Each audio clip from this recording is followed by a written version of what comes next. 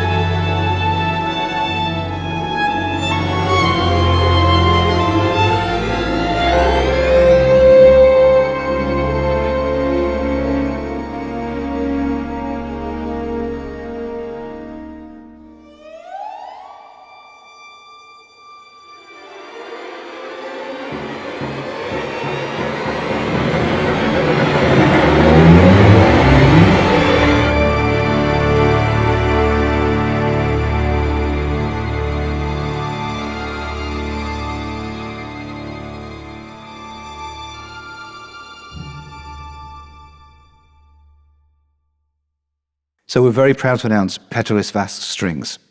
Now you may have heard of Pēteris Vasks, you may not have heard of Pēteris Vasks, but you've definitely heard his influence on contemporary music. His styles and techniques he pioneered have found their way into lots of contemporary music and film music. He's a Latvian composer. His international breakthrough came with his first symphony, which is the Voices Symphony that inspired this collection. That came out in 1991. That's about the struggles of the Latvian people as they freed themselves from Soviet occupation, and the fortunate resolution at the end of that. It's also a lot about Pēteris Vasks' own struggles, because he was persecuted for his faith during that time.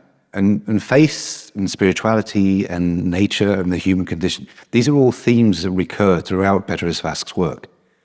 And one thing you hear is there's often a struggle between a kind of beauty and a dissonance in his music, but it always reaches a harmonic conclusion, which is very satisfying somehow. Just having the chance to work with a composer like him in his own lifetime and have him be a part of the team working on this project was incredible. And he has an aura of kind of goodness and strength about him, which was really, really genuinely inspiring. And it was also interesting for us to be doing something in the field of contemporary music and not film music as such. And I'm really excited to see when we come up with the next project kind of along those lines. But I think it's probably time to take a look inside the product and demonstrate the sound and demonstrate some of the features. So I think it's interesting what you said about the film music versus contemporary music, because I think most of the string libraries out there also the string libraries that we produced at Orchestral Tools are suited for film music and also serve this kind of sound. And therefore, for us, it's also kind of a new experience to capture a string library through the lens of contemporary music. It already starts with the section sizes. We're talking about chamber sections, and when I now dive into the library, you will see we have basically two libraries in one. So there's the part with the ensembles, with the chamber ensembles, and we have for all of those instrument sections, we have the first chairs. And the first chairs are really there for the fine lines, where we have the sections for the more wider sound. And also each section and first chair are divided into two parts. So we have all the basic articulations, including legatos, different kinds of long notes, sustains, a certain set of short notes, and also some trills and harmonics. And then we have the violins one, gestures, for example, which has all those advanced techniques that you also recognize probably from the Voices Symphony, and also some more advanced ideas that we put in there. So let's load one of my favorite patches here, Sustains Whispered Soft, for the first violins.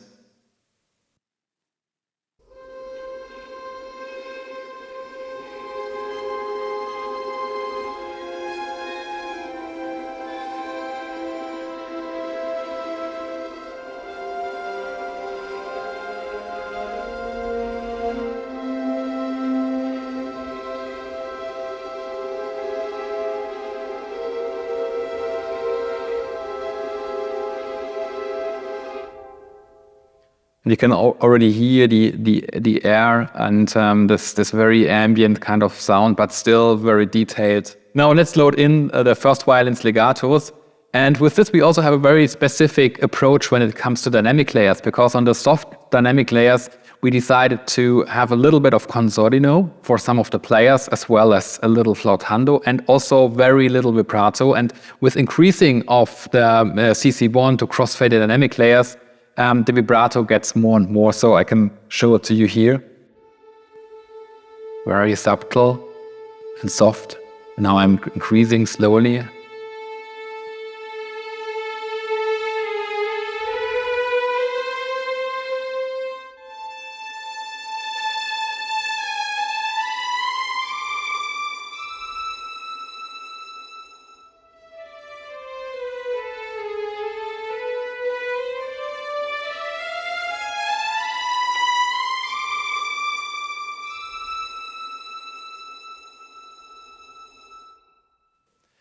Now, let's proceed with the gestures here, let's start with the glissando fifth.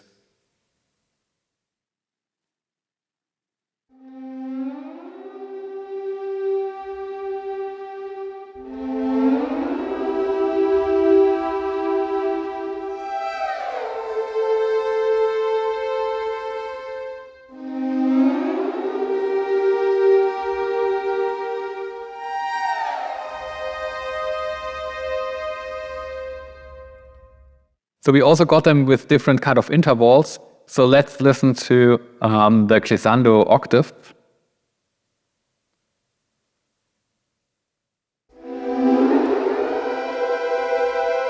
And by changing the variation, you can see them here on the performance page, you can switch between down and up.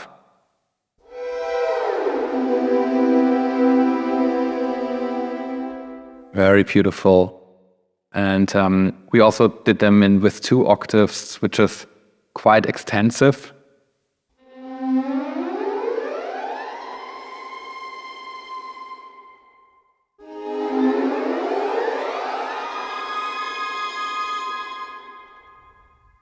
Another interesting articulation that you really can control during its runtime are the waving longs. It's one of my favorites. So let's have a listen to this one here. And it starts on a single pitch, and now with increasing the CC1 control, it spreads out.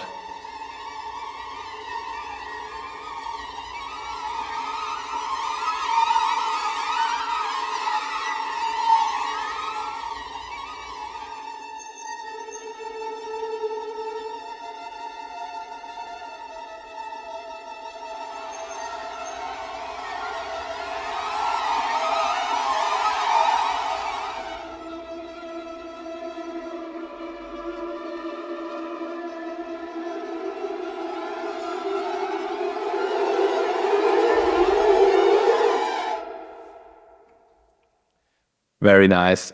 Another great thing, especially when it comes to this kind of voices effect, where we have the different kind of instruments and sections answering to each other, are the upbeats that we have here and downbeats, which we also have in various intervals.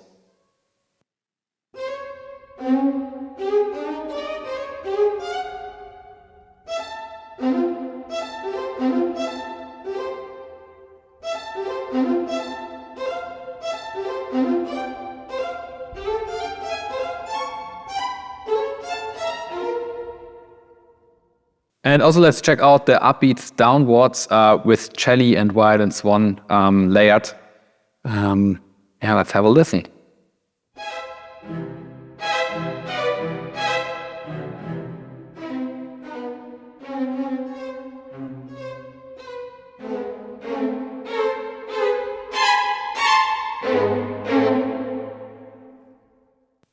Another nice patch that I like are the runs aleatoric, which is a little similar to the waving longs. And when we here changed CC1, we changed the dynamic, of course.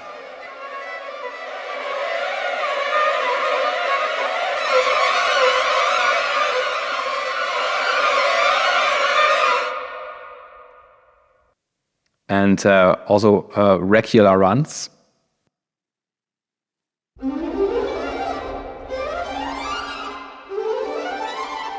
These are tempo synced to your host tempo. Now let's open up the violas, sustain soft.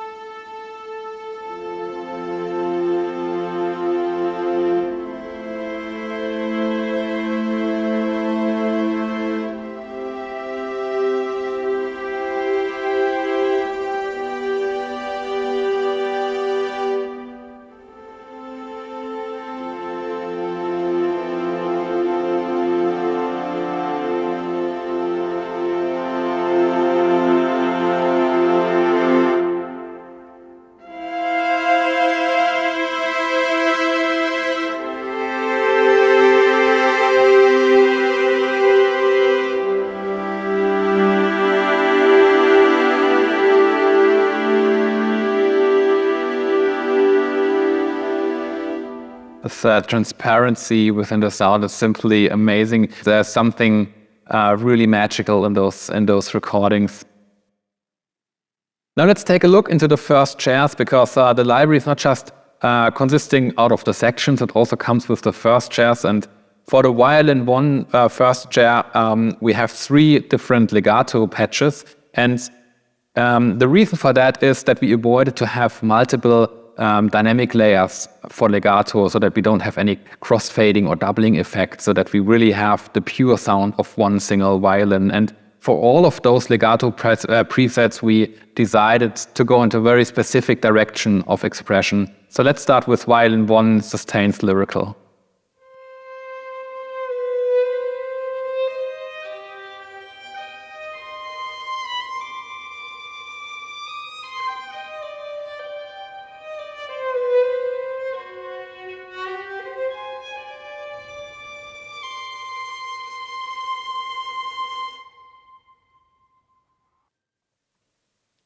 And also for this one, it comes with all the set of also of short notes.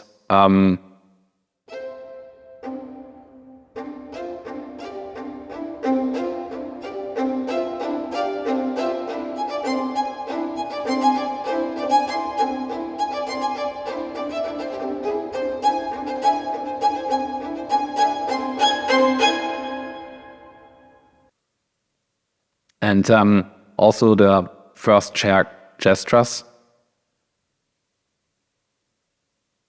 For example, glissando octave.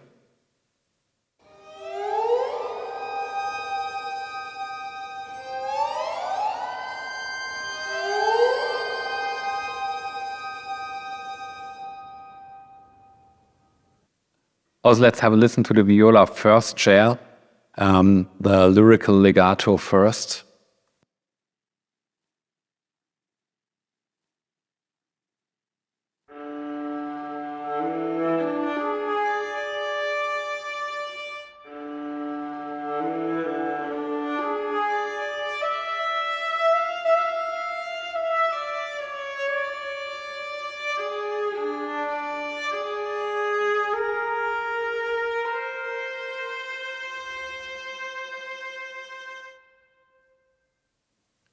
And sustains expressive legato viola.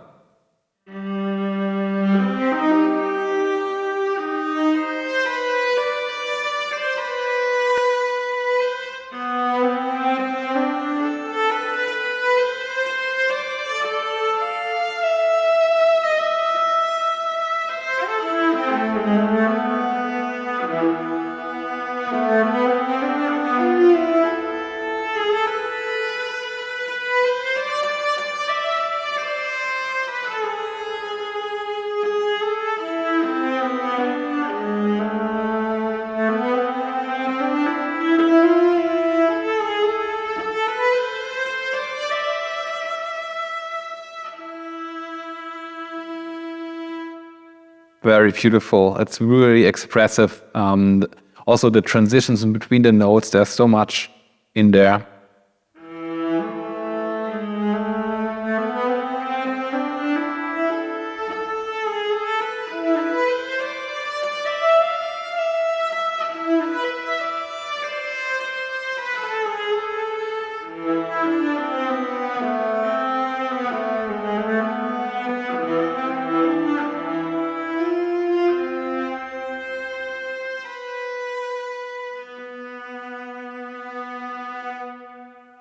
Now, let's have a listen to the cello section legato.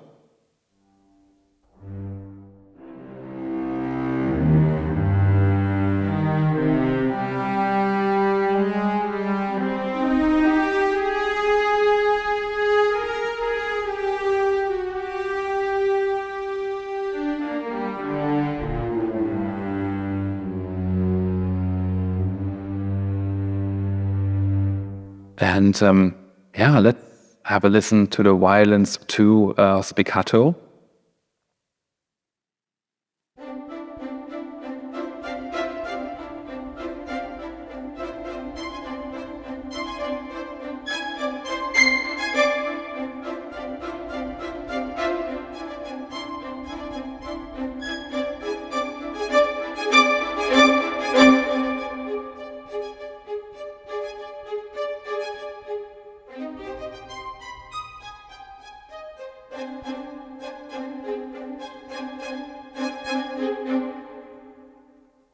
And with the special articulations, we also captured measured trills.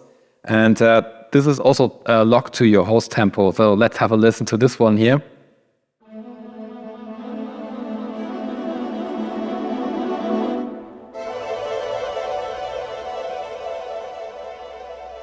Also in different kind of intervals.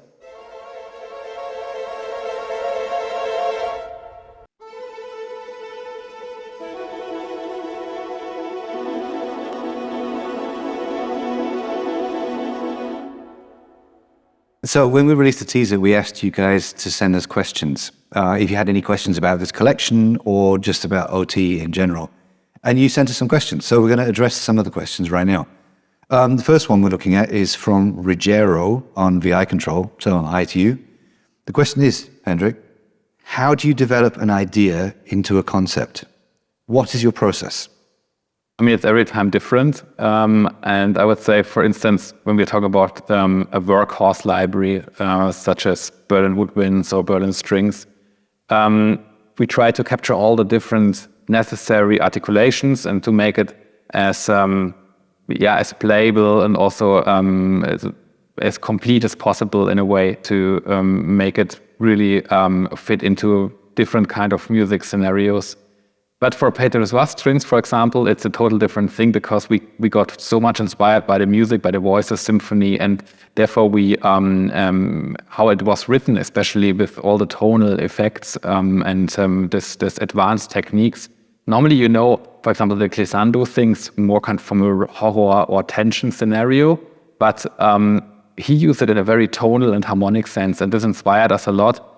So we thought about how could we get this into a library and how to make this kind of playable. And it's also not just about the articulations and the techniques, it's also about the sound itself. So we went to the same place in Riga, in the old town, in this church, which has an amazing acoustic, and captured the same musicians. I mean, the original recordings was from the 1990s, so I don't think it's exactly the same musicians, but it's the same orchestra at least. And the sound is has a very magical and emotive quality. Yeah, it was an amazing experience being there. Yeah, I felt very lucky to be part of it. So in this case, really the inspiration came from the music. Yeah. Yeah, I think that the nice thing about this one as well is that the idea kind of came from the team. Yeah, because it was one of our guys called Mark Till came up with the idea to focus on Pēteris Vasks, and when the idea was raised, everybody was enthusiastic. It seemed such an obvious and exciting thing to do.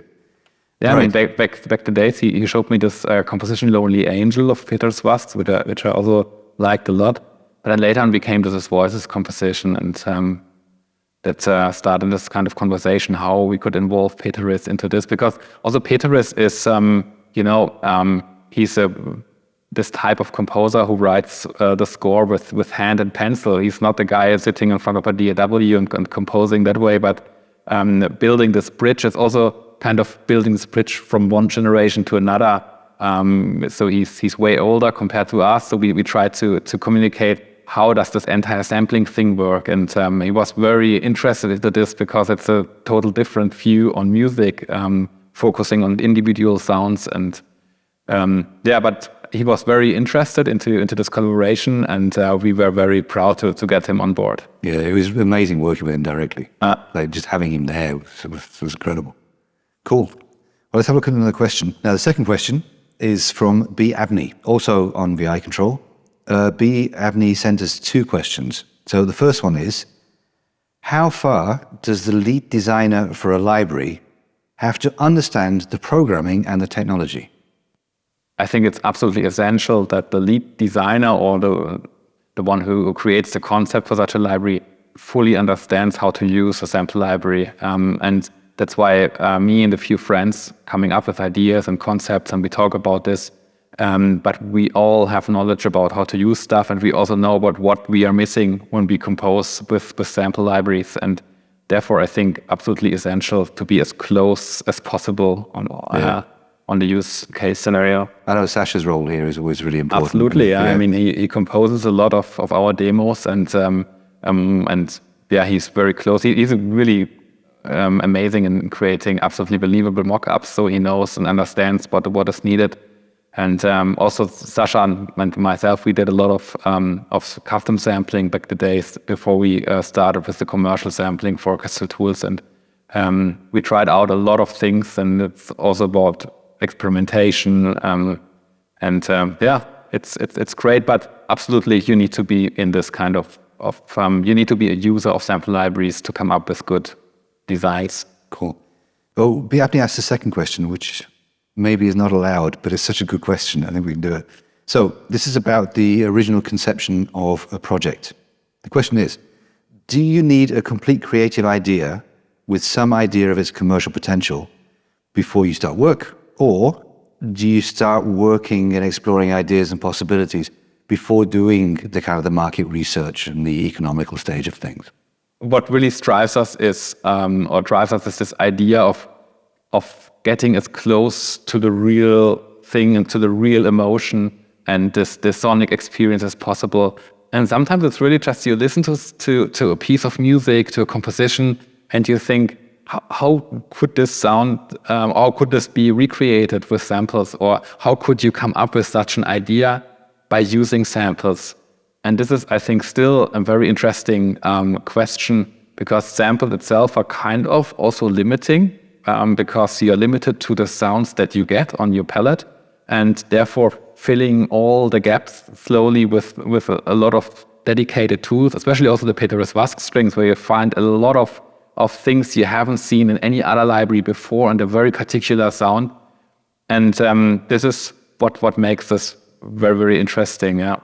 I mean, the time I've been here, I've noticed that the stuff that gets us excited, if we're really excited about a concept. I think this is the most important thing. You need to be excited about a project to really make it also successful library or a successful project. Yeah, I think if the idea kind of catches fire, then it's going to be successful too. And that normally plays out. Cool. So we'll go to another question. This is something very specific. This is from O_Slice_Plays or Zero_Slice_Plays on Instagram.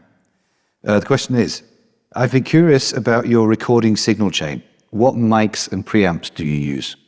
Oh, wow. Maybe a question for Tom. It's probably a question for Tom, but I mean, I made so many libraries, and I recognize, for example, from the Decca tree, we have M50 mics, and also for the Outriggers, I think we are using M50 mics, and those are really the old ones. Are they all Neumann mics? Yeah. It's mostly Neumann stuff. For the close mics, I'm not entirely sure, because it differentiates from one production to another. Depends on the instrument, probably as well. But mostly when it comes to preamps, it's interesting, because with the original Berlin Woodwinds, we used an SSL 9000 and the preamps inside this desk. And later on, things got more digital, and nowadays we're using Horos and using the internal preamps, which are very clean, and it also helps a lot, because I mean, there is some kind of charm and excitement about the analog stuff, but for especially when it comes to sampling, you really want to avoid somehow the noises and noise floor and everything. And therefore, I think especially when it comes to preamps, it's more important to have something that is very clean instead of having something that has a huge character to it. For the character, we have the mics itself, and but that is mostly our setup. We're also using the same gain setup to ensure that all the libraries, I mean, it is especially valid for all the Berlin series things that we record in at Teldex, that we really be as analytical as possible, so that we have all the distances from the musicians to the mics and all those things, and to be able to recreate the setup for the various productions. So it's not a complex signal chain. It's all about capturing the sound of the room and the instrument, I guess. Yeah. I mean, sometimes we also experiment, especially with close mics and here and there, a little to optimize the setup that we have, but always with the idea to keep the consistency underneath all those products that we have. Yeah. Okay. So we're coming to the final question. This one is from Paulie DC on VI Control. Hi, Paulie. This is a tough one. Hendrik, will assignable MIDI CCs come to sign in 2023? And I think he means the assignable MIDI CCs in the mixer for the different mic position. Or this is a typical VI control question. So first of all, we are constantly working on sign, and we have a development team to ensure the stability and adding new features. To be honest, I'm not 100% sure what will be released within this year. But we have a long list of things, and also a lot of list of wishes also from users. And it's great to get feedback on this. But of course, I can't tell you exactly when this will be happen, because we also have a long QA list of things that we need to check for each release of Sign to ensure the highest stability. But we are working on it, definitely. Yeah. Cool. So we are approaching the end of the Keynote event now. And we are absolutely excited about this upcoming release of Pēteris Vasks strings. It's honestly the most beautiful string library we've ever created. It's this very particular sound. It's really a different and alternative sound palette compared to the more kind of film music-esque Berlin strings that we created at Teldex. And it was also an exciting experience for us to be there in Riga. Yes. When you worked on something for so long, like from the recordings, Absolutely, yeah. putting the artwork together and the whole process, and that is finally online. And that's where we are now. So today's the release. The product is available on pre-order right now. It's going to be a pre-order time of 2 weeks. It's a very, very special price. So go and check it out. Listen to the audio demos, watch the walkthrough, see how you like it. Thanks for watching. Take care. See you next time. Bye-bye.